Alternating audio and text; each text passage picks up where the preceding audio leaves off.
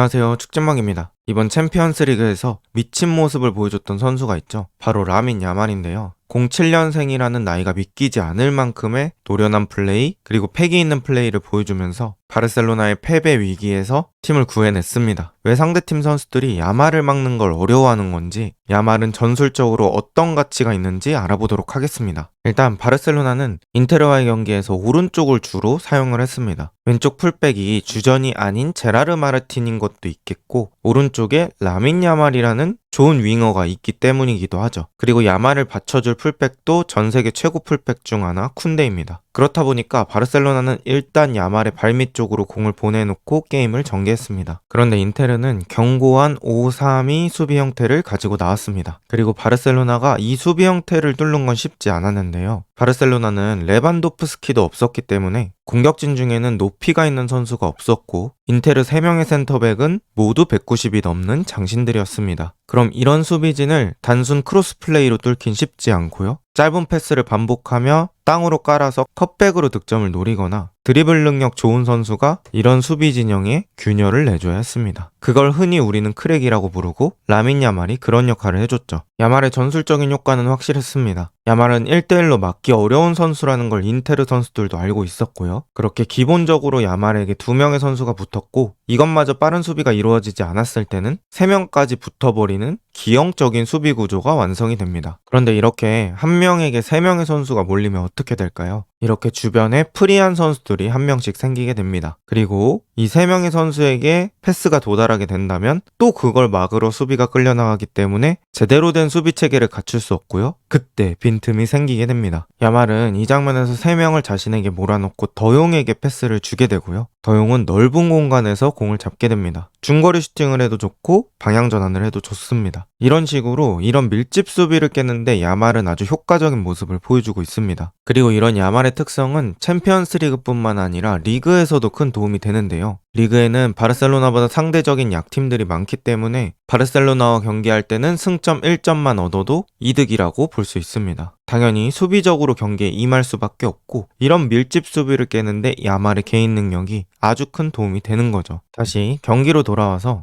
이런 장면이 대표적으로 야말을 막아도 막은 게 아닌 장면이 되는 것 같습니다. 결국 야말에게 뚫리진 않았지만 다른 쪽에 치명적인 기회가 생기기 때문에 막아도 막은 게 아닌 게 되는 거죠. 사실상 야말을 못 막는 이유를 보여주는 장면입니다. 그리고 야말이 팀에게 실질적인 이득을 가져다 준 장면, 바로 득점 장면인데요. 이 득점 장면에서 야말의 드리블 디테일이 또 예술이었습니다. 자, 야말에게는 크게 2가지의 선택지 1번과 2번이 있습니다. 보통 역발 윙어 선수들은 1번의 방향 쪽으로 선택을 많이 합니다. 어깨로 상대의 접근을 막으면서 중앙 지역 쪽으로 이동할 수 있고요. 거기서는 직접 슈팅이 가능하기 때문이죠. 하지만 야말은 인테르 수비 3명 사이에 공간이 생긴 걸 보고 1번이 아닌 2번으로 치고 가기로 마음을 먹습니다. 하지만 마음을 먹었다고 해서 모든 드리블이 성공하는 건 아닙니다. 저는 여기서 야말의 이 뒷발에 집중을 하고 싶은데요. 야말이 2번으로 가기로 마음을 먹었고, 그때 미키타리안을 제끼는 건 순식간에 일어났습니다. 그런데 그 비밀은 이 뒷발에 있다고 생각을 하는데요. 야말이 공을 가진 오른발에 비해서 왼쪽 뒷발을 크게 뻗으면서 왼쪽과 오른쪽 어디로든 몸이 넘어갈 수 있는 상태를 만들어 놓고요. 여기서 약간의 상체 흔들기, 그리고 이 뒤로 당겨놨던 왼발을 앞으로 가져오면서 그 추진력을 이용해서 미키타리안을 지나가 버립니다. 브라이튼의 미토마 선수도 많이 사용하는 드리블인데요. 이 다음 동작도 놀랍습니다. 야말이 안쪽으로 어깨를 넣고 전진할 때 이 공을 가져가는 발이 오른발입니다. 주발이 왼발이면 모든 터치를 왼발로만 사용해서 드리블하는 선수들이 있거든요. 하지만 그렇게 됐을 때는 왼, 오, 왼 하면서 왼발이 오는 타이밍까지 기다려야 되기 때문에 한 발 정도 타이밍이 늦어질 수 있는데, 야말은 그냥 오른발에 공이 왔을 때 오른발로 밀어버리니까 한 박자 정도는 빠르게 갈 수 있었습니다. 약발로도 세밀한 터치를 했던 게 효과적으로 작용했습니다. 그리고 슈팅도 깔끔하게 반대쪽 포스트를 보고 가마차기, 골대 맞고 들어가니까 골키퍼 입장에서는 대응하기 어렵죠. 그리고 이 공을 온전히 자신의 컨트롤 범위 안에 넣어놨기 때문에 또 이런 디테일한 슈팅이 가능했던 것 같습니다. 그리고 이렇게 수비가 많은 상황에서 공을 어쨌든간 중앙 쪽으로 진출시키는 능력도 상당히 뛰어나다고 볼 수 있겠는데요. 이렇게 드리블도 되는 선수가 자꾸 패스까지 잘하니까 상대 입장에서는 계속해서 생각해야 될 것들이 생기죠. 고민할 선택지가 많아진다는 건 야말의 파괴력이 증가한다는 얘기입니다. 또 야말은 왼발의 안쪽만 잘 쓰는 게 아니라 바깥쪽도 잘 사용하는데요. 이런 식으로 왼발 아웃프론트 각이 나오면 지체하지 않고 그냥 반대쪽으로 공을 놔줍니다. 특히나 이렇게 오른쪽에서 감기는 각은 오른발잡이가 구현을 할 수 있는데 이렇게 왼발 바깥쪽을 쓸 줄 알면 똑같은 효과를 낼 수 있죠. 게다가 야말은 공을 보통은 왼발로 드리블하고 있기 때문에 오른발로 바꾸지 않고도 이런 궤적의 크로스를 넣을 수 있다는 거. 이건 타이밍적으로도 이점이 있습니다. 결국에는 하피냐가 침투하면서 이 공을 발로 잘 갖다 대면서 득점에 성공하게 됩니다. 일단 야말의 발에 공을 갖다 주면 야말이 0에서 1을 만들 수 있을 정도의 능력이 있기 때문에 상대방에게 상당히 부담스러운 존재입니다. 그리고 이번에는 또 그 아웃프론트 크로스를 하는 것처럼 역이용해서 안으로 들어가는 드리블을 보여주기도 합니다. 이렇게 자신이 가진 무기들을 잘 파악을 해놨고 그 무기들을 바탕으로 심리전을 걸어서 계속해서 이득을 볼 수 있는 능력이 진짜 장점이라고 볼 수 있겠습니다. 그리고 야말은 17살이라는 나이지만 이미 큰 무대 경험이 아주 많이 누적이 되어 있는 상태입니다. 작년에 열렸던 유로에서도 좋은 활약을 보여주면서 조국의 유로 우승에 기여했고요. 리그에서는 레알 마드리드, 아틀레티코 마드리드 같은 강팀들과 펼치는 경기들, 컵 대회에서도 만날 가능성이 있고요. 또 챔피언스 리그 같은 큰 무대도 계속해서 경험하면서 큰 무대에 대한 적응 그리고 자신감이 생겼을 겁니다. 저는 이런 어린 나이부터 쌓은 경험이라는 심리적인 부분도 절대 무시할 수 없다고 생각합니다. 이 영상 하나로 야말의 모든 면에 대해서 얘기할 수는 없지만 짧게나마 야말이 가지고 있는 장점들 그리고 상대 수비가 어려워하는 이유들에 대해서 알아봤는데요. 07년생, 아직까지도 만 17살이라는 나이가 믿기지 않습니다. 2035년에 27살, 2040년이 되어서야 만 32살이 됩니다. 정말 엄청난 선수고요. 이 선수의 눈부신 성장을 더 기대해봐도 좋을 것 같습니다. 이번 영상은 여기까지입니다. 좋은 하루 보내세요.